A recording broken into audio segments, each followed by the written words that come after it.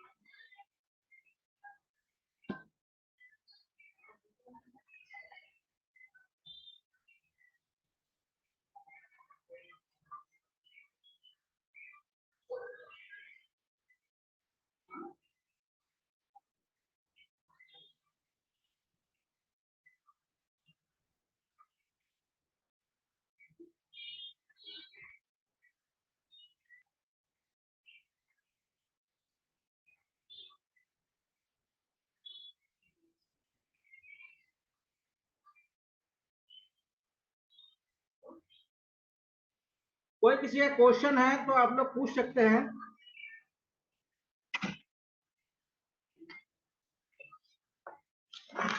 देखिए, अगला टॉपिक हम नेशनल मूवमेंट से शुरू करेंगे, लेकिन नेशनल मूवमेंट से पहले भारतीय राष्ट्रीय कांग्रेस के बारे में थोड़ा सा जान लीजिएगा, क्योंकि भारतीय राष्ट्रीय आंदोलन यानी नेशनल जो मूवमेंट है उसको लगभग पूरा लीड किया है भारतीय राष्ट्रीय कांग्रेस ने किया है। इसलिए राष्ट्रीय कांग्रेस को जानना जरूरी है और उसी के हिसाब से क्या है हम नेशनल मूवमेंट को देखेंगे।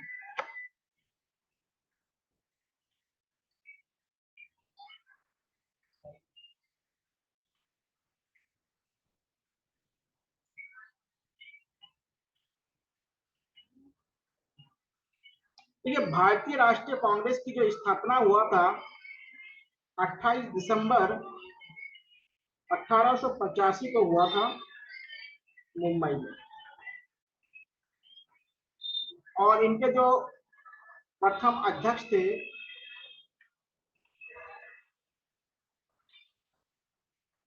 उनका नाम था व्योमेश चंद्र बनर्जी, या जिसे आप डब्ल्यूसी बनर्जी भी कहते हैं, व्योमेश चंद्र बनर्जी या डब्ल्यूसी बनर्जी। इसके संस्थापक कौन थे? फाउंडर ए ओ यू, ये वो हुन क्या है, इसके संस्थापक थे, फाउंडर थे। अध्यक्ष कौन थे? व्योमेश चंद्र बनर्जी। और इस समय गवर्नर जनरल कौन थे? General Lord Dufferin. तो ये बेसिक चीज याद रखिएगा, भारतीय राष्ट्रीय कांग्रेस का स्थापना कब हुआ था? 28 दिसंबर 1885 को मुंबई में हुआ था। इसलिए आप लोग देखते हैं कि कांग्रेस का जब अधिवेशन होता है ना, हर साल 28 दिसंबर को होता है। 28 दिसंबर को क्या होता है? कांग्रेस का स्थापना दिवस मनाया जाता है। इसके पहले अध्यक्ष कौन थे? व्योमेश चंद्र बनर्जी या डब्ल्यूसी बनर्जी। संस्थापक कौन थे? ये यूम। और इस समय जब ये कांग्रेस की स्थापना की गई थी तो इस समय भारत के गवर्नर जनरल कौन थे? Lord Dufferin. लॉर्ड डफरिन क्या थे? Governor general. और देखिए, पहले पहले जो ये जो कांग्रेस बने थे ना, इसमें समाज के जो बुद्धिजीवी लोग थे, जो शिक्षित लोग थे, यानी वेस्टर्न एजुकेशन को जिन्होंने लिया था, उन लोगों ने ही मिलकर क्या है भारतीय राष्ट्रीय कांग्रेस बनाया था। उन लोगों ने सोचा कि एकजुट होकर अंग्रेजों से कुछ क्या है वरीयता या कुछ सुविधाएं प्राप्त की जाए, क्योंकि अकेले में क्या होता है, अंग्रेज कुछ देने वाले तो है नहीं, तो इसलिए कांग्रेस की स्थापना क्या है उस समय उदारवादी गुट के रूप में किया गया था। कैसे गुट था, उदारवादी कह सकते हैं या नरमपंथी कहते हैं। उदारवादी या नरमपंथी कहा जाता है कि ये लोग क्या है कोई आंदोलन नहीं करते थे, बल्कि क्या है प्रार्थना पत्र के माध्यम से या डेलीगेशन के माध्यम से अंग्रेजी अफसरों से मिलते थे और उनसे कुछ सुविधा प्राप्त करते थे। हाँ जी का, तो ये क्या है कांग्रेस बने। अब जब कांग्रेस बने तभी से भारत में नेशनल मूवमेंट शुरू हुआ, यानी भारतीय राष्ट्रीय आंदोलन शुरू हुआ। और भारतीय राष्ट्रीय आंदोलन जो शुरू हुआ तो इनको 3 चरणों में हम लोग देखते हैं। भारतीय राष्ट्रीय आंदोलन कितने चरणों में देखते हैं, 3 चरणों में देखते हैं। एक है नरमपंथी गुट, एक है उग्रवादी गुट और एक है गांधीवादी गुट। ये जो नरमपंथी गुट है ना, ये 1888-85 से लेके 1905 तक रहते हैं, जिसे आप नरमपंथी लोग कहते हैं। नरमपंथी के लोग मतलब ये कोई आंदोलन नहीं करते थे, बल्कि प्रार्थना के माध्यम से या प्रतिवेदन के माध्यम से कुछ सुविधाएं प्राप्त करने की बात करते थे। इन्होंने कभी जन आंदोलन नहीं किया। फिर भी क्या होता है, इन लोगों ने लोगों के मध्य में एक संगठन बनाने की जो कला है या आवश्यकता है उसको डेवलपमेंट किया कि संगठन को कैसे बनाया जाए। जैसे इन लोगों में बहुत सारे पत्रकार थे, तो पत्रकार अपने पत्र में बहुत सारी चीजों के बारे में लोग लिखते थे और लोग क्या था उसको पढ़ते थे। तो लोगों में धीरे धीरे जागरूकता फैलाने का काम किया। क्यों, क्योंकि ये लोग क्या थे, वेस्टर्न एजुकेशन को अपनाए थे। और वेस्टर्न एजुकेशन में क्या होता है, तर्क होते हैं, थे उस समय की बात बोल रहा हूँ, तर्क आज भी है। तर्क होने पर क्या होगा, कारक और कारण मालूम चलता है कि कोई भी चीज हो रहा है तो उसका कोई ना कोई कारण है, और कुछ है तो उसको भी क्या है समाप्त या उसको बनाया भी जा सकता है। तो पहला जो चरण है उसको क्या कहते हैं हम, नरमपंथी चरण कहते हैं। इसमें क्या है, अधिकतर जो नेता थे जैसा दादा भाई नौरोजी, गोपाल कृष्ण गोखले, उसके बाद गोमेद चंद्र बनर्जी हो गया, उसके बाद आपका फिरोज शाह मेहता हो गया, यहाँ पे और एक दोनों के नाम लिखिएगा, फिरोज शाह मेहता,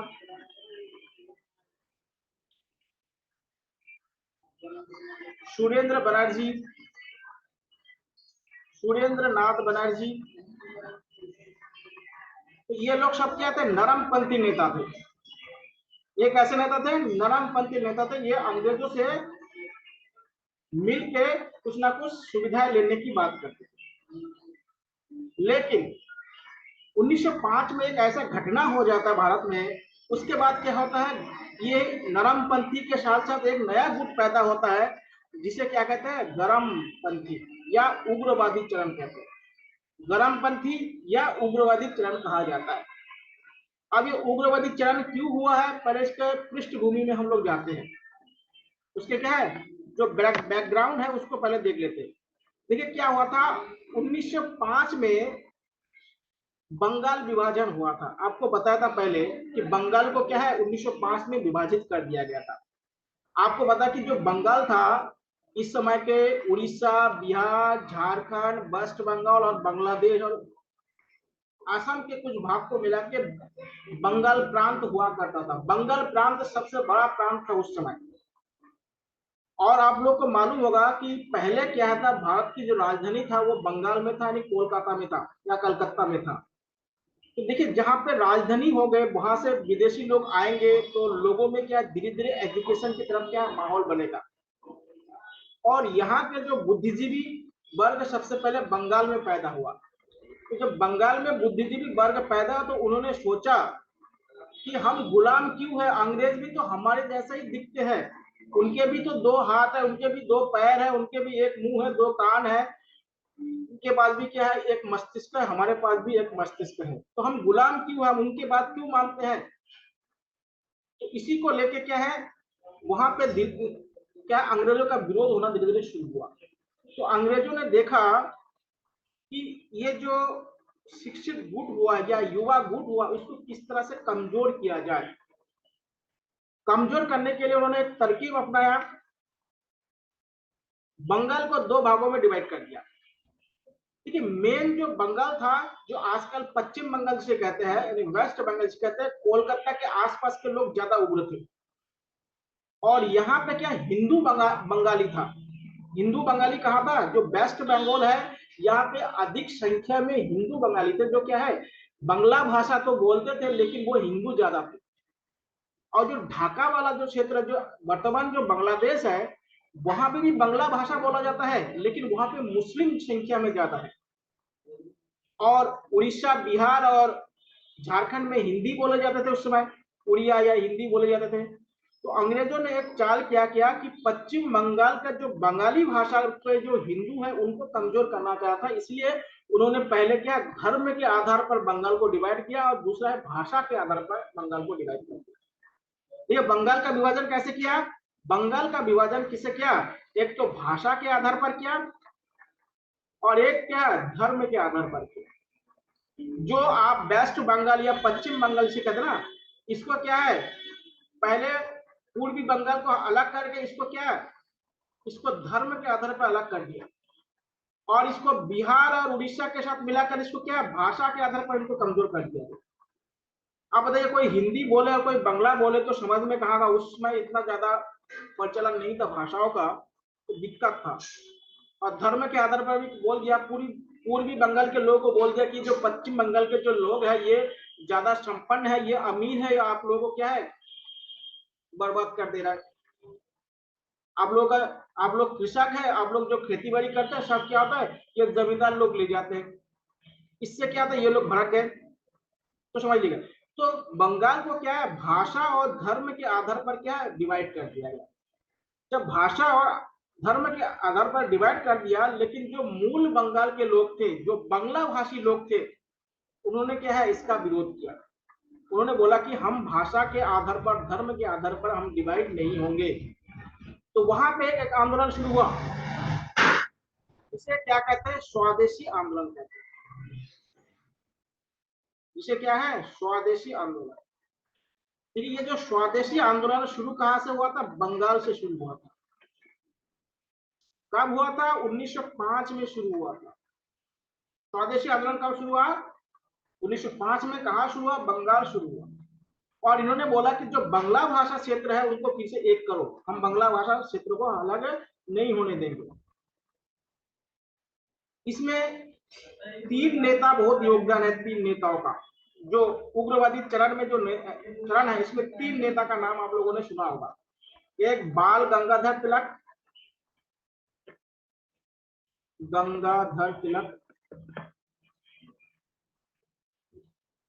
एक का नाम सुने होगा बिपिन पाल,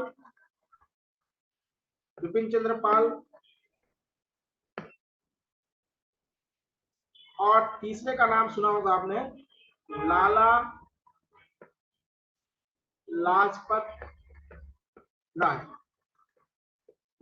इन तीनों को बाल पाल लाल कहा जाता है। आप लोगों ने स्कूल में लिखा होगा, देखा होगा आप लोगों ने बाल पाल लाल। और ये जो तीन व्यक्ति थे, और इसमें एक व्यक्ति और जोड़ दीजिएगा जिनका नाम है अरबिंदो घोष। इन तीनों के साथ क्या है अरबिंदो घोष का नाम सुने आप लोगों ने एजुकेशन में या फिलोसफी में अरबिंदो घोष का नाम सुने होंगे आप लोगों ने। मॉडर्न फिलोसफी के जनक कहा जाता है भारत में। जो आधुनिक फिलोसफी है उसके फादर कौन है? अरविंद घोष है। तो लाल, बाल, पाल और अरविंद घोष, इन चारों को क्या है उग्रवादी आंदोलन का चार स्तंभ कहा जाता है। कौन कौन? बाल गंगाधर तिलक, बिपिन चंद्र पाल, लाला लाजपत राय और अरविंदो घोष।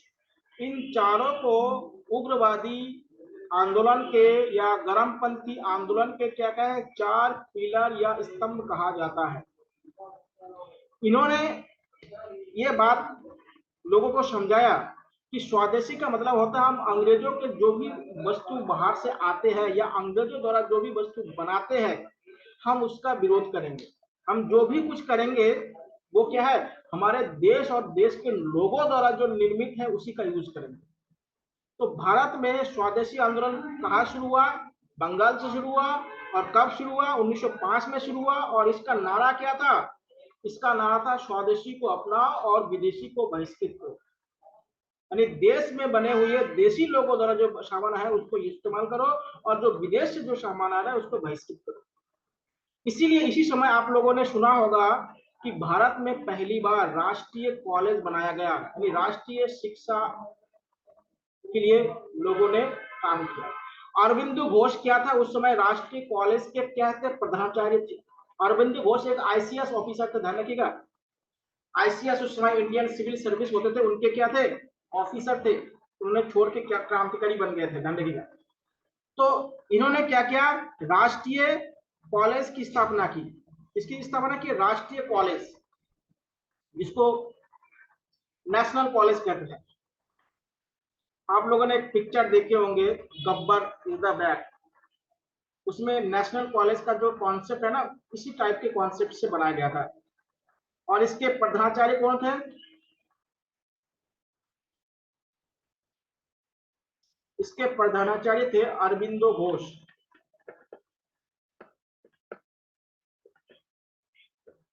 हाँ जी। और इसी में यह बोला गया कि इसमें अंग्रेजी स्कूल को छोड़ो और क्या है, नेशनल या राष्ट्रीय कॉलेज में एडमिशन लो। दूसरा शुरू किया है देशी कला का विकास किया। आर्ट, देशी कला का विकास। आप लोगों ने एक व्यक्ति का नाम सुना होगा, नंदलाल बोस, और अवनींद्रनाथ टैगोर का नाम सुना होगा, जिन्होंने बहुत सारे क्या है देशी चित्र बनाया, पेंटिंग बनाया। जो भारत माता का जो पहले फोटो बनाया गया था यानी पेंटिंग बनाया गया था, वो अवनींद्रनाथ टैगोर ने बनवाया था। अवनींद्रनाथ टैगोर ने भारत माता की जो फोटो आप लोग देखते हैं उसकी ओरिजिनल पहली बार कॉपी उन्होंने बनवाया था। क्योंकि इस आंदोलन का जो नारा था ना, जो क्रांतिकारी था, वो भवानी करके था। भवानी मतलब शक्ति था। शक्ति, देखिए बिना शक्ति के लड़ाई नहीं लड़ी जाती है। इसलिए आप लोग देखिए जहां पे भी इस तरह के होते हैं वो शक्ति का ही पूजा करते हैं। खुद राम जी को शक्ति का पूजा करना पड़ा। क्यों पूजा करना? क्योंकि बिना शक्ति के हम किसी से लड़ नहीं सकते। इसलिए देवियों का, यानी आदिवासी समाज में देवियों का इतना महत्व क्यों था? क्योंकि उन्होंने हमेशा लड़ना है। जहां पे लड़ाई वड़ाई कम होता है वहां पे देवियों की उतनी ज्यादा पूजा नहीं होता। आजकल बंगाल में जो दुर्गा पूजा या काली पूजा है, जो इतना फेमस क्यों है? इसी आंदोलन से फेमस हुआ है, ध्यान रखिएगा। एक बंगाल में दुर्गा पूजा और काली पूजा का जो फेमस होना है वो इसी आंदोलन से हुआ है। और महाराष्ट्र में जो गणेश उत्सव है वो भी क्या है, इसी समय से शुरू हुआ है। क्योंकि यहाँ पे जो बाल गंगाधर तिलक ने वहां पे क्या गणेश उत्सव शुरू करवाया था। देखिए ये शुरू क्यों करवाया था, इसका एक प्लानिंग है। प्लानिंग इसलिए है क्योंकि अंग्रेज लोग क्या है, ऐसे लोगों को इकट्ठा होने नहीं देते थे। तो इकट्ठा होने का एक बहाना किया था, कोई हम पूजा पाठ कर रहे हैं, लोग इकट्ठा होता था, उसी में अपने देशी भाषा में लोग भाषण देकर चले जाते थे। लोग को, अंग्रेजों को समझ में नहीं आता कि हो क्या रहा है। अंग्रेज सोचते कि यहाँ पे धार्मिक कोई कर्मकांड हो रहा होगा, वहां पे उन्होंने आंदोलन शुरू कर दिया। तो ये क्या है, अंग्रेजों से बचने के लिए इस तरह के क्या प्लानिंग का इस्तेमाल किया गया कि दुर्गा पूजा हो गया, काली पूजा हो गया, गणेश महोत्सव हो गया, शिवाजी महोत्सव हो गया, ये सब शुरू करने का मेन पर्पस क्या था? लोगों को एक जगह इकट्ठा करके लोगों को अपने विचार या अंग्रेजों के खिलाफ लड़ना या स्वदेशी को अपनाने के लिए उनको प्रोत्साहित करना। ये बात आप लोग समझ में आ गया।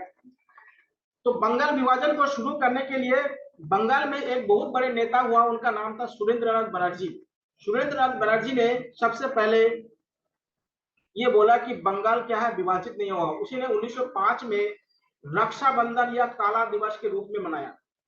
और इसी समय रविंद्रनाथ टैगोर ने गाना लिखा था, एकला चलो रे। आप लोगों ने गाना सुना होगा कि जब लोग साथ में ना आए तो क्या है, अकेला भी चल दो, जिससे लोग धीरे धीरे उसमें जुड़ता जाए। और इसी के बाद एक आप लोगों ने बांग्लादेश का एक राष्ट्रगान का नाम सुना होगा, अमर सोनार बांग्ला, सुने होंगे आप लोगों ने।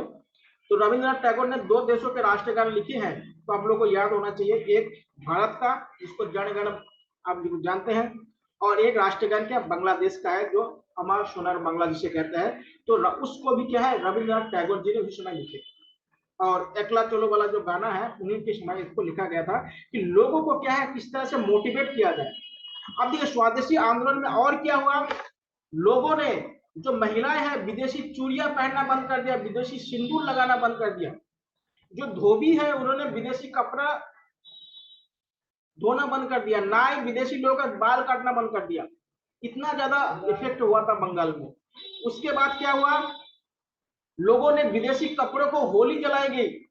लोग क्या होता था कि चौराहे पे सभी विदेशी कपड़े को इकट्ठा करके उसमें आग लगा दे रहे थे, बहिष्कार किया जा रहा था। स्कूलों को, अंग्रेजी स्कूलों का बहिष्कार किया जा रहा है, उसके दफ्तरों का, उनके जो संशोधन थे उनका बहिष्कार किया जा रहा था। इस समय अंग्रेजों का जो व्यापार था वो बहुत ही कम हो गया। भारतीय लोगों ने क्या है सामान खरीद ही नहीं रहे थे। इससे क्या हुआ कि अंग्रेज लोग घबरा गए। तो उन्होंने बाद में 1911 में बंगाल विभाजन को रद्द कर दिया। 1911 में क्या किया, बंगाल विभाजन को रद्द कर दिया और रद्द करके 1912 में भारत की राजधानी कोलकाता से दिल्ली ले आया। ये दो पॉइंट याद रखिएगा, बहुत ही इंपॉर्टेंट पॉइंट है। 1911 में क्या किया, 1911 में बंगाल विभाजन को रद्द कर दिया, और 1912 में राजधानी कहाँ ले गया, दिल्ली ले गया। यानी 12 से पहले भारत की राजधानी कहाँ था, कोलकाता था। यानी ये दो पॉइंट आप लोग याद करके रखिएगा। बंगाल विभाजन का रद्द कब कर दिया गया, 1911 में, और 1912 में क्या है, राजधानी को कलकत्ता से दिल्ली ले गया। ठीक है, कलकत्ता से दिल्ली ले गया। अब तो ये बंगाल में हुआ। महाराष्ट्र में भी क्या है, बाल गंगाधर तिलक के नेतृत्व में बहुत बड़े आंदोलन हुआ। वहां पे गणेश महोत्सव, उसके बाद शिवाजी महोत्सव शुरू किया बाल गंगाधर तिलक ने। और साथ ही साथ क्या है, बहुत सारे क्रांतिकारी लोग हुए हैं जिसमें बहुत सारे अंग्रेजों को वहां पे मार भी दिया था, बंगाल में भी मार दिया था, क्रांतिकारी लोग हुआ। ठीक है, इस आंदोलन में केवल महिला पुरुष ही नहीं थे बल्कि महिला था। और ये जो स्वदेशी आंदोलन है भारत का पहला जन आंदोलन है जिसको मास मूवमेंट कहते हैं। भारत का पहला मास मूवमेंट कौन सा है, स्वदेशी आंदोलन, जो बंगाल विभाजन पे हुआ था, जिनमें आम लोगों ने भी क्या है आंदोलन में भाग लिया था। तो आम लोगों ने जो भाग लिया था वो क्या था, इस आंदोलन के बाद उन्होंने लिया था। कब लिया था, स्वदेशी आंदोलन में लिया था, इसको ध्यान रखिएगा। बाद में यही स्वदेशी आंदोलन को मेन पृष्ठभूमि में रख के गांधी जी ने, जब गांधी युग शुरू हुआ था तो उन्होंने भी क्या है मास मूवमेंट शुरू कर दिया। ठीक है, मास मूवमेंट नहीं होगा तो लोग डरेगा नहीं। भाई आप भी देखिएगा, जो भी आंदोलन होता है उसमें मास जितना ज्यादा होते हैं तो सरकार उससे डरते हैं, और एक दो लोग जाएंगे तो उनको पूछेंगे नहीं क्या करने आए। तो मास मूवमेंट का क्या है कॉन्सेप्ट, कब से आया है, भारत में स्वदेशी आंदोलन से ही क्या है शुरू हुआ, स्वदेशी आंदोलन। तो स्वदेशी आंदोलन में क्या है, बहुत सारे क्या क्रांतिकारी हुए। स्वदेशी आंदोलन के बाद क्या होता है, जो कांग्रेस है वो दो भागों में विभाजित हो जाता है। 1907 में क्या होता है, सूरत अधिवेशन होता है, और गर्मपंथियों और नरमपंथियों के बीच में क्या होता है, अध्यक्ष पद को लेकर विवाद हो जाता है। उसी के बाद क्या, कांग्रेस अलग हो जाता है। कांग्रेस अलग हो जाने के बाद क्या है, कांग्रेस थोड़ा सा कमजोर पड़ जाता है। जब कांग्रेस कमजोर पड़ जाता है तो क्या है, जो क्रांतिकारी लोग हैं वो धीरे धीरे आगे बढ़ने लगते हैं। भारत में दो क्रांतिकारी चरण शुरू हुआ। एक तो क्या, 1907 के बाद शुरू हुआ, 1905 से मान लीजिए उस समय शुरू हुआ। और एक क्या है 1924 में शुरू हुआ, जब भगत सिंह वगैरह, चंद्रशेखर आजाद वगैरह आए थे। देखिए, पहले चरण के जो क्रांतिकारी थे ये क्या है, व्यक्तिगत लड़ाई पे विश्वास करते थे। व्यक्तिगत लड़ाई, खुद ब खुद बम से उड़ा देते थे और अंग्रेजों को मार देते, या अंग्रेजों को गोली मार देते थे और गिरफ्तार होकर फांसी पर चले जाते थे। तो पहले चरण के जो क्रांतिकारी थे वो क्या था, व्यक्तिगत लड़ाई लड़ते थे। लेकिन दूसरे चरण के जो क्रांतिकारी थे वो क्या थे, देखिए सूरत विभाजन आपको दिखा दे रहा है 1907 में हुआ था। तो पहले चरण के जो क्रांतिकारी थे उनका क्या काम था, व्यक्तिगत उत्सर्जन होना या व्यक्तिगत हानि पहुंचाना। कैसे समझ लीजिएगा, आप एक महिला का नाम सुना होगा, बीना दास।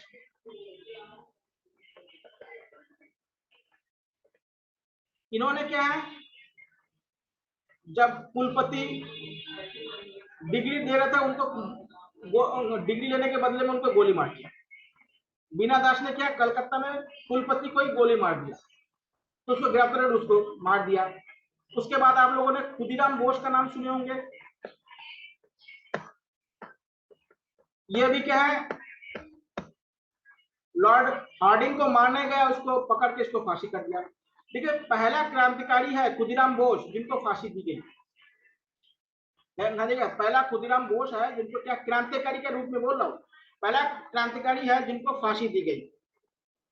उसके बाद ऐसे बहुत सारे लोग थे जो जिनको क्या है, व्यक्तिगत रूप से आक्रमण किया और व्यक्तिगत रूप से उसको मार दिया। तो इसको ध्यान रखिए। अब ये 1906 में क्या है, मुस्लिम लीग का स्थापना होता है। 1906 में क्या है, मुस्लिम लीग का स्थापना होता है। कहाँ पे होता है, ढाका में होता है, याद रखिएगा। ढाका में जो बांग्लादेश की राजधानी है, वहां पे मुस्लिम लीग 1906 में बनता है। और आगा खां इसके अध्यक्ष बने। अध्यक्ष कौन बने, आगा खां। सूरत विभाजन आपको बता दिया, 1907 में हुआ था। दो गुटों में नरमपंथी और गरमपंथी के बीच में मतभेद हुआ था। माले मिंटो सुधार हुआ, कब हुआ, 1909 में हुआ माले मिंटो सुधार। माले मिंटो सुधार में क्या है कि भारत में जो मुसलमान है उसको प्रत्यक्ष निर्वाचन अधिकार दिया गया था। मुसलमानों को क्या दिया गया था, जो मुस्लिम लोग थे उनको पृथक यानी सेपरेट पृथक निर्वाचन अधिकार दिया गया था। अब ये पृथक निर्वाचन अधिकार का मतलब क्या है, सेपरेट मतलब क्या है, देखिए समझ लीजिएगा। आप लोगों ने देखा होगा, अभी लोकसभा चुनाव हुआ है, आप लोग जानते हैं। अगर अल्मोड़ा से आप लोग कोई है तो आप लोग को थोड़ा सा बता देता हूँ, या और भी बहुत सारी जगह है, अल्मोड़ा से ही मान लो। देखिए, अल्मोड़ा का जो लोकसभा सीट है ना, वो SC ST के लिए आरक्षित है, समझ लीजिएगा। अब उसमें क्या है, कोई जनरल के व्यक्ति क्या है, खड़े नहीं हो सकते। जो भी व्यक्ति खड़े होंगे SC ST होना चाहिए, ये क्राइटेरिया है। अब देखिए, पृथक निर्वाचन में क्या कर दिया, उन्होंने बताया कि मुसलमान के लिए एक आरक्षित क्षेत्र बना दिया और उसमें केवल मुसलमान ही वोट कर सकते हैं, ये नियम था। लेकिन आरक्षण में क्या होता है कि उस वर्ग के लोग खड़े होंगे लेकिन सभी लोग वोट करेंगे। देखिए, इस समय आरक्षण का क्या व्यवस्था है कि जो आरक्षित सीट है वहां पे वही व्यक्ति खड़ा होगा, उस जाति के व्यक्ति खड़ा होगा, लेकिन वोट सभी लोग करेंगे। लेकिन पृथक निर्वाचन का मतलब यह है कि उस वर्ग के या उस जाति के या उस धर्म के लोग खड़े होंगे और उसको वोट करने वाले भी वही धर्म के लोग होंगे। इसलिए आरक्षण और पृथक निर्वाचन में यह अंतर है। ठीक है, पृथक निर्वाचन का ही मतलब था कि भारत में बांटो और राज करो। ठीक है, इस समय 1909 में इसको माले मिंटो सुधार कहा जाता है। तो माले मिंटो सुधार में यह बताया गया था कि अंग्रेजों ने यह चाहा कि भारतीयों में ही फूट डाल दिया जाए, यानी हिंदू और मुसलमानों में क्या फूट डाल दिया जाए। तो फूट कैसे डाल दिया जाए, पृथक निर्वाचन दे दो, कि मुसलमानों को पृथक निर्वाचन का अधिकार दे दो। वो जहां से खड़े होंगे उसमें हिंदू वोट नहीं दे पाएंगे, बल्कि हिंदू ईसाई वगैरह वगैरह वोट नहीं दे पाएंगे, केवल मुसलमान ही वोट देंगे। तो उससे क्या होगा, मुसलमानों का हित अलग होने लगे। तो ये पृथक निर्वाचन अधिनियम कब आया, ये अधिनियम आया 1909 में, और इसे ही क्या कहते हैं, बांटो और राज करो की नीति कहा जाता है। भारत विभाजन का जो बीज है वो यही से शुरू हुआ। ध्यान दीजिएगा, अगर आपसे पूछा जाए कि भारत विभाजित क्यों हुआ, तो आप बताइए कि भारत विभाजन का जो बीज है वो 1909 में ही बोया गया था। कौन बोया था, माले मिंटो सुधार ने बोया था, और उसी में बोया था कि मुसलमानों को पृथक अधिकार दिया जाए। बाद में यही पृथक अधिकार क्या धीरे धीरे एक देश के रूप में परिवर्तित तो हो गया है। धीरे धीरे क्या होगा, एक देश के रूप में यह परिवर्तित हो गया।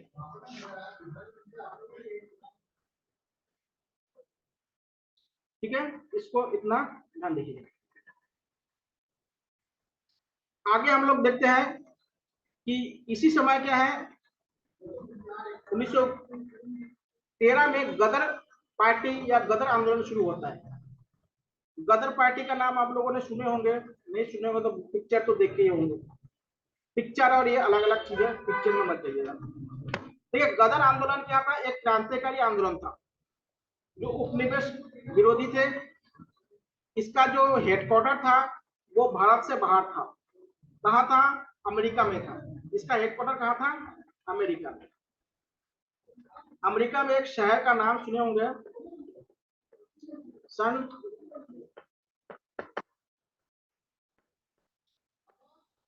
सन फ्रांसिस्को। सन फ्रांसिस्को अमेरिका में एक शहर है, यहाँ पे इसका गठन किया गया। इसमें लाला हरदयाल का नाम सुने होंगे, भगवान सिंह का नाम सुने होंगे, तारकनाथ दास का नाम सुने होंगे। इन्होंने गदर नाम का क्या है एक समर्थन पत्र भी निकाले थे, और इनका मकसद था ब्रिटिश सेना में जाके क्या है, जो ब्रिटिश भारतीय सेना है उनमें फूट डालना। ब्रिटिश भारतीय सेना में फूट डाल के जैसे 1857 में जो क्रांति हुआ था वैसे एक बड़ा सा क्रांति हो जाए, जिससे क्या होगा, अंग्रेजों को भारत से भगाया जा सके। एक बात ध्यान रखिएगा, इसको कहते हैं गदर आंदोलन। लेकिन बाद में क्या होता है, लोगों को मालूम चल गया अंग्रेजों को कि ये ऐसे करने वाले हैं, तो इनका बाद में इसको पकड़ के फांसी वगैरह दे दिया गया। उसके बाद आता है कोमा या कोमा है ऐसा, या कोमा गाटा मारू। एक हादसा हुआ था, कब हुआ था? 1914 में हुआ था। देखिए, एक बात की गई थी कि पहले जो कनाडा है, कनाडा में एक नियम बना दिया गया था कि कोई भी भारतीय अगर सीधा भारत से कनाडा में जाता है तो कनाडा की नागरिकता दी जाएगी। अगर वो रुक रुक के अगर कनाडा जाता है कोई भारतीय तो उसको नागरिकता नहीं दी जाएगी। लेकिन इसी बीच में क्या है, कनाडा एक जहाज क्या था, घूमते घूमते क्या है कनाडा में गए थे, और उनमें जितने भी यात्री थे उनको कनाडा सरकार ने नागरिकता दे दी। उसी में क्या है, पंजाब के बहुत सारे लोग क्या है इसी विचार से क्या है ये भी कनाडा जाने लगे, और उस जहाज का नाम क्या था? कोमागाटा मारू जहाज का नाम था। तो ये जहाज जैसे ही कनाडा पहुंचे तो कनाडा के जो पुलिस है वो उनको उतारने नहीं दिया। बाद में अंग्रेजों ने इसको लेके कलकत्ता में ले आया, और कलकत्ता में जब लाया तो उसको बहुत सारे परेशानी होने लगे। तो इसे कहते हैं कामागाटा मारू हादसा या प्रकरण कहा जाता है। ठीक है, तो ये क्या था, एक जहाज था जो कनाडा में जाने वाले लोगों को ले गए थे, लेकिन वहां पर उनको नागरिकता नहीं दी गई। आप लोग जानते हैं कि जो पंजाब के बहुत सारे लोग क्या है कनाडा में बस गए थे, तो ये आज नहीं बसे हैं, ये अंग्रेजों के समय बसे थे। 1900 से पहले ये लोग कनाडा जाना शुरू हुआ है। ठीक है, आज से नहीं। आज देखिएगा कनाडा में भारत के जो सिख लोग हैं वहां पे बहुत बड़े पैमाने पे लोग वहां पे है। उसका ये सारे क्या है लिंक बहुत से पहले से शुरू हुआ। उसके बाद देखिएगा शुरू होता है होम रूल आंदोलन।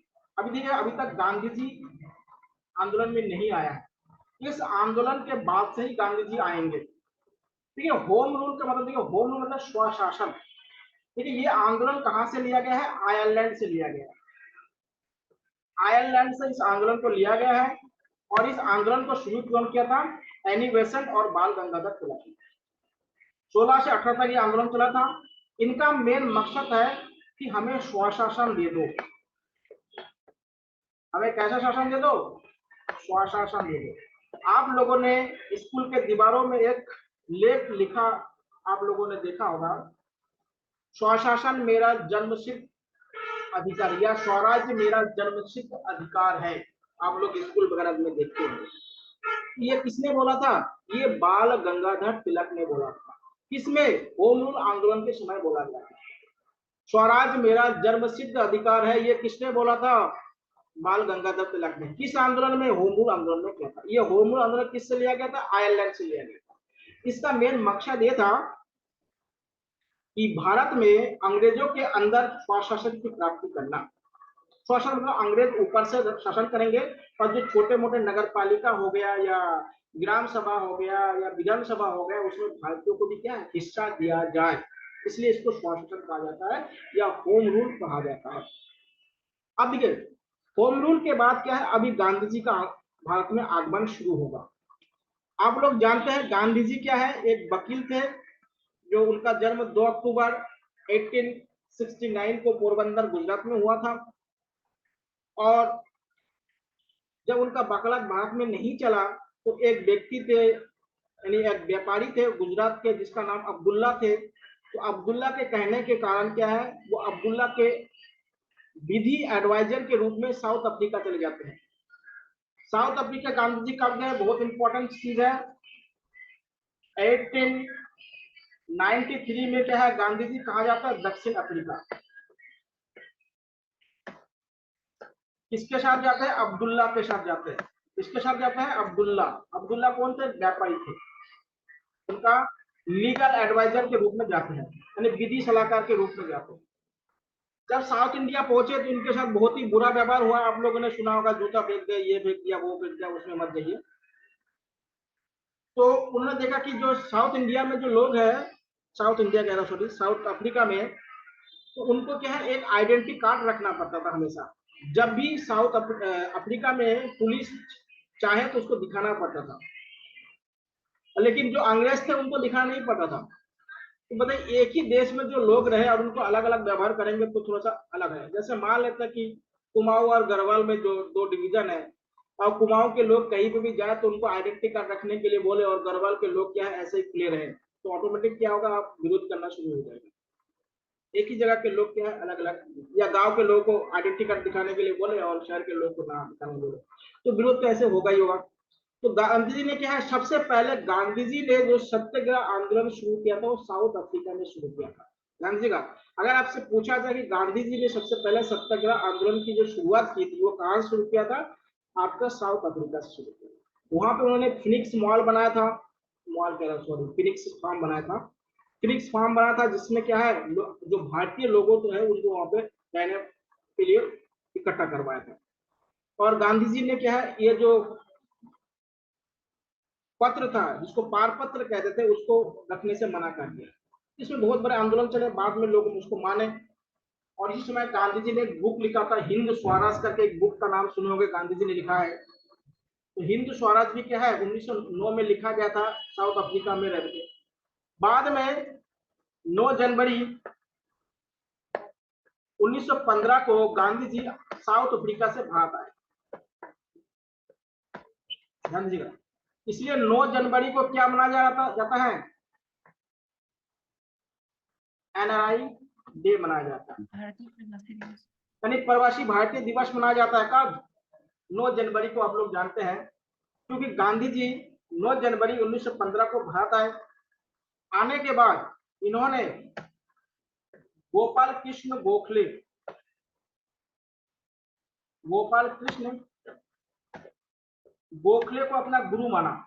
ये क्वेश्चन बहुत बार पूछा गया।